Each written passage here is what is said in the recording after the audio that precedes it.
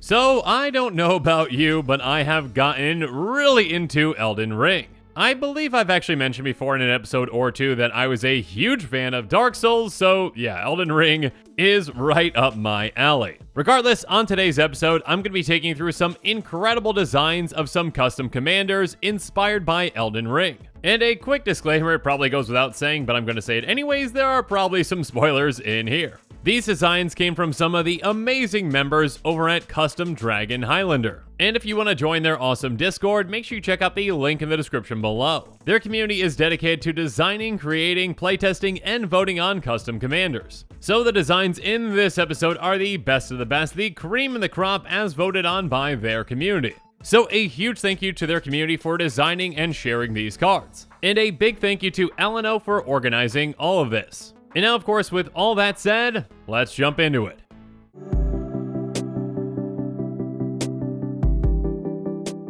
First up, coming in at 10th place, we've got Patches the Untethered by Crape. So Patches the Untethered is a 1/1 human rogue with kicker X that costs 1 black-red. It has, when it enters the battlefield, if it was kicked, exile the top X cards of target opponent's library. You may cast spells from on cards exiled this way, and you may spend mana as though or mana of any type to cast them. When Patches becomes the target of a spell, exile Patches, you may cast it for as long as it remains exiled. Now, before I go into my thoughts about these cards, I'm actually going to read a quick quote from the creators that gave them. So Crape had this to say: I base the design around 3 things of Patches: his cowardice, his trickery, and him kicking the player off a ledge. The plan with him is to steal other people's decks and being able to cast him over and over again. The deck will be filled with stuff to get you ramped up faster for the big X cost and ways to flicker him. So again, a huge thank you to Crape, and yeah, I really like the design of Patches. Ramping with this commander a ton can obviously benefit you in a few ways. First up, yeah, you can just dump more mana into that kicker, which is massive for Patches because again, the more that you dump into that kicker, the more cards you get off an opponent's library. On top of that, also, the more mana that you have, the more mana that you have to use on those spells that you are stealing.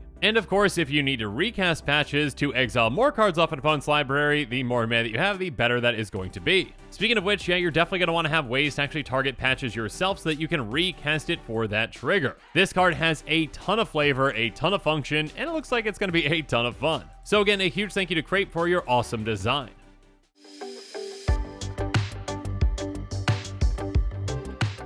But now let's move on to number 9 with Malacath the Black Blade from Valid. Malacath is a 3/6 wolf warrior with indestructible that costs 3 red, white, black. Whenever Malacath attacks, distribute up to 3 -1/-1 counters among creatures your opponents control. And whenever a creature an opponent controls dies, its controller loses X life and discards X cards, where X is the number of -1/-1 counters on that creature. Valid had this to say about Malacath: I wanted Malacath to get around indestructible creatures because in the lore he wields the Rune of Death. As a result of this, things can't fully die in the world of Elden Ring. Things get reborn instead because the rune was removed, and Malacath wields the Rune of Death. He was the only person for a period of time who could kill people with straight up death, no rebirth, which is why he synergizes with -1/-1 counters and deals damage to the player and forces them to discard cards. I don't think that's the best way to represent Malacath, but I think it's a fun one. Well, Valid, I think this is a fantastic representation, and I definitely think it's a fun one as well. It's definitely a unique design for a commander that is going to want to attack,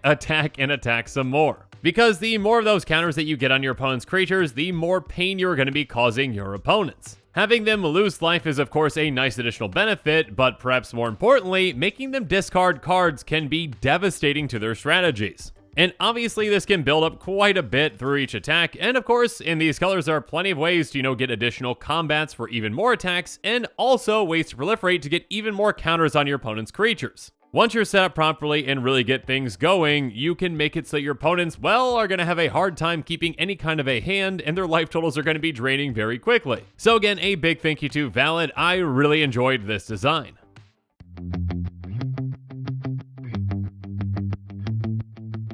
But now it's time for us to move on to number 8 with Ranala, Full Moon Queen. Ranala is a 3/4 demigod warlock that costs 2 white, blue, black. She has at the beginning of your upkeep, you may have each player sacrifice another creature. If you do, each player may return a creature card with lesser mana value chosen at random from their graveyard to the battlefield with a child counter on it. As long as there is a creature with a child counter on it, if a source would deal damage to Ranala, instead it deals that much damage to a creature with a child counter on it chosen at random. Books had this to say about their design. Ranala is a card that was inspired more on the lore of Elden Ring than anything else. As a complex character who has many roles, including having others be damaged before she is damaged, someone obsessed with bringing her husband back to life, blessed with imperfect children, and a respawn boss, there are just so many elements to her, and this card is an attempt to bring them all in. Her core being is reflected around bringing back things to life and trying to perfect them, but always failing. With just a touch of protection in the form of not being hurt until her children are hurt, she attempts to survive on trying to keep on perfecting her art. Well, Books, I'd say that you did a fantastic job incorporating the lore around this character into a single card. I really like this design, and there are some really interesting builds that you could make with this. With that sacrifice trigger, though the creatures you're going to be getting back are chosen at random that have a lesser mana value, there are ways to kind of curate your graveyard to essentially ensure that you're only going to have specific creatures actually get selected. So you might want to utilize creatures that you can somewhat cheat out with a higher converted mana cost that you can then get sacrificed to get out some massive creatures from your graveyard for free. Conversely, you can also ensure that your opponents don't have certain things in their graveyards by also having ways to remove them. And on top of that, you can also take advantage of obviously when those creatures are in play with child counters on them, and you can have ways to essentially direct damage at Ranala with things like Pariah. There's a ton of factors and a lot of different exciting directions that you can take with this commander, and yeah, I think Books did a fantastic job with this one.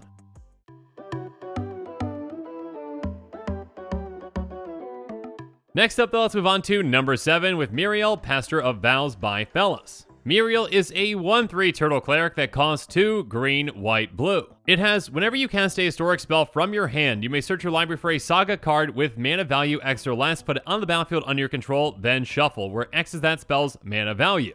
And again, as a reminder, artifacts, legendaries, and sagas are historic. Celavus had this to say about the card. In-game, when you bring this nice dog items imbued with legendary power, Muriel teaches you the spells held within them.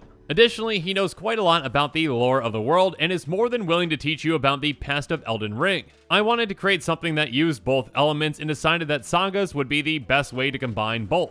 Sadly, everyone prevented me from making him a dog creature. Well, fellas, dog or not, I really like the way that this one turned out. Sagas are all about stories, and so is Muriel, so I think this is a fantastic way to display this character. I really like the concept of being able to utilize your historic spells to go get sagas that can generate you a lot of value. And of course, the bigger the historic spell that you're casting, the bigger the story that you get to tell with that saga. On top of that, also, obviously, sagas are historic themselves, so when you are casting them, you can tell a story to tell other stories as well. So it kind of flows with, one story kind of leads into another, and that's very, very, very reminiscent of how Elden Ring is. There are just deeper and deeper layers to every story. And of course, with this kind of a build around sagas, you can also take advantage of getting those sagas back out, maybe by shuffling them into your library after they hit your graveyard, or, just utilizing spells that get enchantments out of your graveyard into play. And on top of that, you also have access to some colors that have some great ways to proliferate to really take advantage of those lore counters too. So yeah, I think this is a fantastic design, fellas, and you did an amazing job.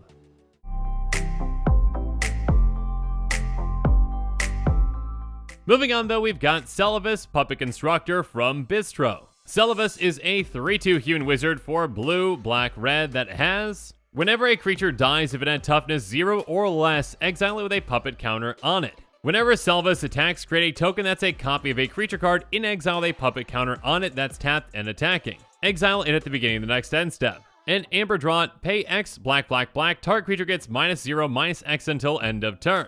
Bistro had this to say about the card. I chose Celavus due to the unique design and lore in Elden Ring. I felt a fun way to make them be to have a 0 toughness matters commander with the payoff being to make them spirits. I assume the intended flavor of the mechanics is apparent, and I don't want to spoil the story around him, but let's just say you shouldn't drink his potions. Well, Bistro, I think you did a great job with the design on this one.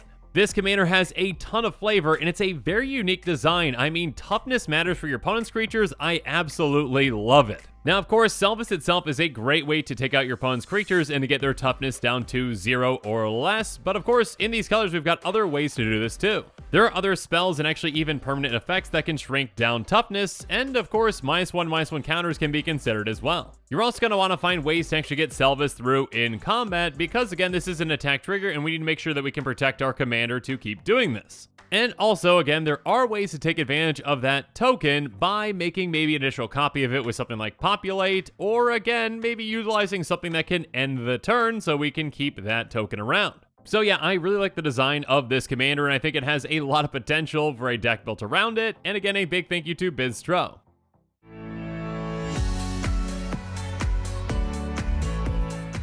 Next up, we've got number 5 with Morgott, Last of All Kings / Mog, the First Dynasty by Chi-Chi. This is an MDFC commander, and on the front side, we've got Morgott, Last of All Kings, a 2/5 Ogre Noble that costs 2 white-black. It says whenever another creature attacks, put a curse counter on that creature. It says each spell except the first spell each player casts each turn costs an additional X life to cast for X the number of creatures that player controls with curse counters on them. And then on the back, we've got Mog, the First Dynasty, a 4/3 double Ogre Noble that costs 2 black-red. It says whenever the creature dies, put a curse counter on another target creature. And at the beginning of each player's upkeep, Mog deals X damage to that player, where X is the number of creatures that player controls with curse counters on them. This is a very interesting and unique design from Chi-Chi, and yeah, I absolutely love both halves. On the front side, you are punishing players for their attacks, including your own. So I could definitely see utilizing cards that actually give your opponents creatures that they have to attack with, and also maybe even goading those creatures to force them to attack and get curse counters on them. Then if they decide to actually start casting spells, well, after the first one they cast in a turn, they have to pay a ton of life to do so.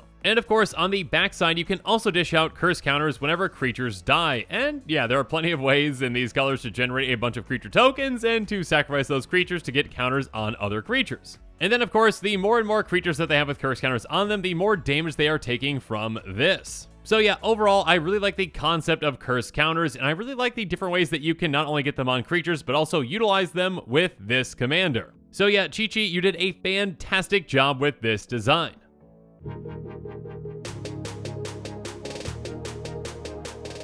But now let's move on to number 4, Revorica, Spirit Tuner by Xylo. Revorica is a 1/3 human cleric for white-blue that says, spirit creature cards in your graveyard have foretell. Its foretell cost is equal to its mana cost reduced by 2. Whenever you cast spirit creatures foretold this way, they enter the battlefield with a +1 counter on them. You may foretell up to 2 spirit creature cards from your graveyard during each of your turns. Xylo had this to say about the design. The design for Revorica was primarily driven to capture her role and character in-game. She empowers the spirits of the lost or forgotten, allowing you to summon them in during your time of need, stronger than before, and making sure your reliable spirit companions are always able to answer your call. An Azorius Spirit Tribal Commander who will hopefully be fun and flavorful. Well, Xylo, I think you did a great job, and this is definitely each of those things. I can definitely see where you got the inspiration for this commander, and I think Spirit Tribal is a fantastic direction to go, especially one that lets you reutilize spirits from your graveyard. This is a very unique design, and one that can give you a lot of value in a lot of different ways.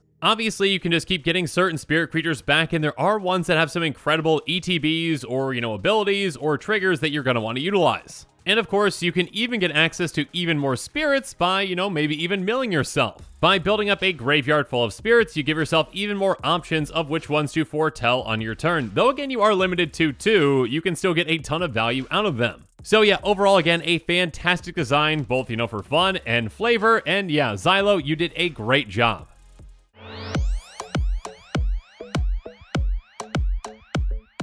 But now it's time for us to move on to number 3 with Crucible Knight Ordovis by Neptune. It's a 2/2 Spirit Knight with flying that costs 1 white, black, green. It has at the beginning of combat on your turn, you may remove all +1 counters from Crucible Knight Ordovis. If you do, each other creature gets -X until end of turn, where X the number of counters removed this way. And whenever another knight you control dies, put 2 +1 counters on Ordovis. Neptune had this to say about the card. When designing, I really wanted to capture the few things I did know even with not having played Elden Ring. The first ability represents his signature move that requires startup, represented by the +1 counters. And his second ability is based off in the boss fight. When the second knight with him dies, he becomes more aggressive. Well, I think you did a fantastic job, Neptune, and yeah, this commander can hit really hard. First up, obviously you can lean into Knight Tribal with this commander, and when your knights die, you can make your commander absolutely massive. And of course, with that, by getting more counters on this commander and removing them, you can wipe out creatures again and again and again. And yeah, in these colors, there are plenty of effective ways to get a lot of counters on this repeatedly, so it's going to be very difficult for your opponents to try and keep an army together. So overall, a very unique design and one that can be quite powerful with the right build. So again, a huge thank you to Neptune for this awesome design.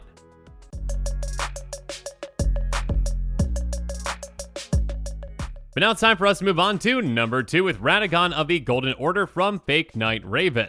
Radagon is a 3/3 legendary enchantment god that costs 4 red/white. Whenever Radagon deals combat damage to a creature, it deals that much damage to that creature, then it deals that much damage to that creature again. And at the beginning of your upkeep, target enchantment becomes a 5/5 beast creature until end of turn. If that enchantment is legendary, it also gains your choice of vigilance or lifelink until end of turn. So this is a very interesting and unique commander that you can take in a couple of different directions. Having multiple instances of being able to dish out combat damage to creatures can be a very interesting thing to build around. With this, there are a lot of different factors to consider. I mean, one of them just being something like lifelink, where you can gain twice as much life essentially from just either one block or, again, one time being blocked. And of course, if you are able to force a lot of creatures to block you with lure effects, then you can make even more out of this. You know, on top of this, just being able to take out creatures quite effectively, especially if you can pump it a decent amount. And yeah, in these colors, there are plenty of ways to do that. And on top of that, again, you've got a very interesting and unique way to utilize your enchantments, turning one of them into a creature until end of turn, and an even more effective creature if, again, that enchantment is legendary. Now, keep in mind as well, you can target any enchantment on the board. It does not have to be your own. So you actually could utilize this as a form of removal as well, by maybe turning an opponent's enchantment into a creature and then maybe casting a Wrath to get rid of it. So again, there's a lot to consider with this very unique and exciting commander, so again, a big thank you to Fake Knight Raven.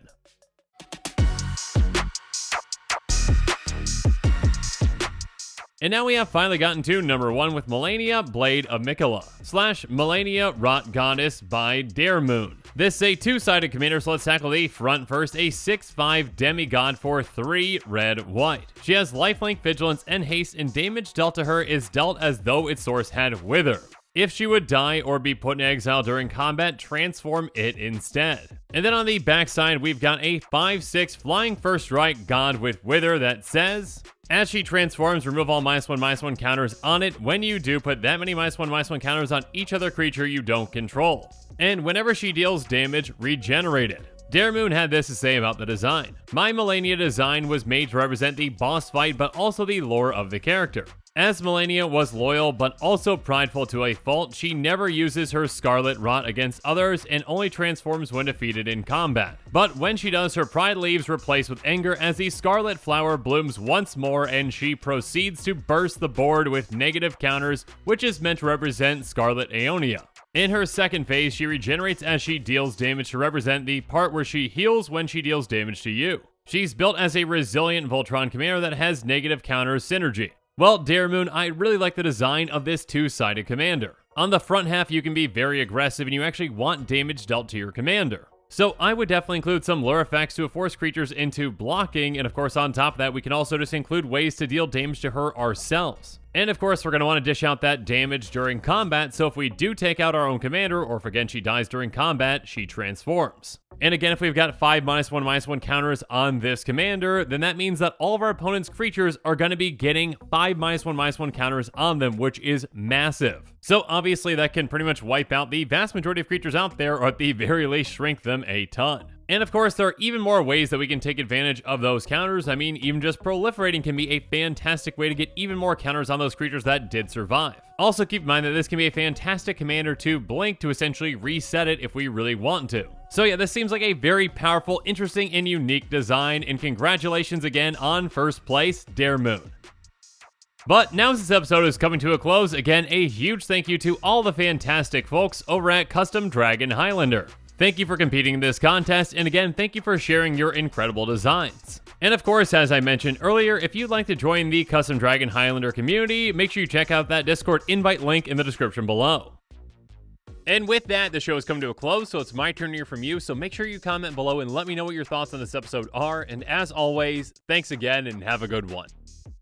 This show and episodes like this one are possible thanks to viewers like you. If you're looking for an easy way to help support this show, make sure that you like, share, and subscribe. Also, hit that bell notification icon so you don't miss any new episodes. You can also go check out our playmats and other merchandise at thecommandersquarters.com. We also have a ton of brand new t-shirt designs in stock, so make sure you check out those as well. Another easy way to support this show is with our TCG Player affiliate links. So whether you're buying a deck or individual cards, you can use this general link right here or one in the description. And the final way that you can support this show is by supporting us directly by becoming a patron. There are many benefits to being a patron, and I truly couldn't do this without all of their support.